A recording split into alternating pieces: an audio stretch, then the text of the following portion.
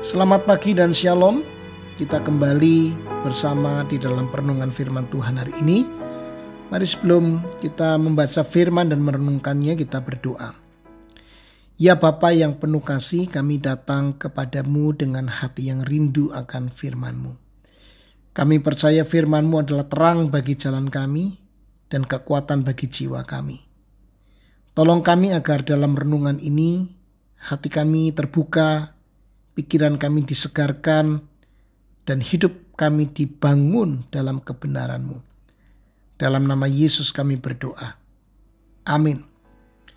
Kisah Para Rasul 20 ayat 32 mengatakan dengan singkat, firman kasih karunia-Nya berkuasa membangun kamu dan menganugerahkan kepada kamu bagian yang ditentukan bagi semua orang yang telah dikuduskannya.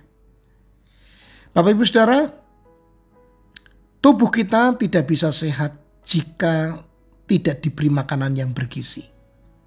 Demikian juga jiwa kita tidak bisa sehat jika tidak diberi makanan rohani, yaitu firman Allah. Firman Tuhan adalah sumber kekuatan, penghiburan, dan pertumbuhan iman. Dalam Kisah Para Rasul 20 ayat 32 yang tadi kita sudah baca secara singkat, Paulus menegaskan bahwa firman kasih karunia Allah berkuasa membangun kita dan memberikan warisan rohani bagi orang-orang yang dikuduskannya. Artinya firman Allah bukan sekedar bacaan, melainkan kuasa yang mengubah hidup. Nah, masalahnya banyak orang Kristen hanya mendapat firman sebatas mendengar sekali seminggu di gereja. Itu sama seperti hanya makan sekali seminggu. Pasti tubuh kita lemah, bukan? Demikian juga iman kita akan rapuh bila firman tidak kita pegang erat setiap hari. Firman Tuhan hari ini dalam perenungannya akan memberi gambaran sederhana dengan 6 cara memegang firman Allah. Diibaratkan dengan jari-jari tangan. Nah, mari kita membayangkan sejenak. Pertama, jari kelingking kita. Kita mendengar firman Allah melalui mendengar khotbah, renungan atau pengajaran. Kemudian jari manis. Kita membaca firman Allah, kita meluangkan waktu membaca Alkitab secara pribadi. Lalu jari tengah, kita mempelajari firman Allah. Di sana kita menggali lebih dalam, membandingkan ayat atau mengikuti kelompok PA atau melakukan perenungan di dalam kelompok kecil kita. Kemudian jari telunjuk menghafalkan firman Allah. Kita menyimpan ayat di hati untuk saat-saat kita membutuhkan pengingat janji Tuhan. Yang ibu jari merenungkan firman Allah. Memikirkan firman siang dan malam, membiarkannya meresap ke dalam hidup. Dan yang keenam ini telapak tangan kita, menerapkan firman Allah. Di sana kita melakukan firman dalam tindakan nyata.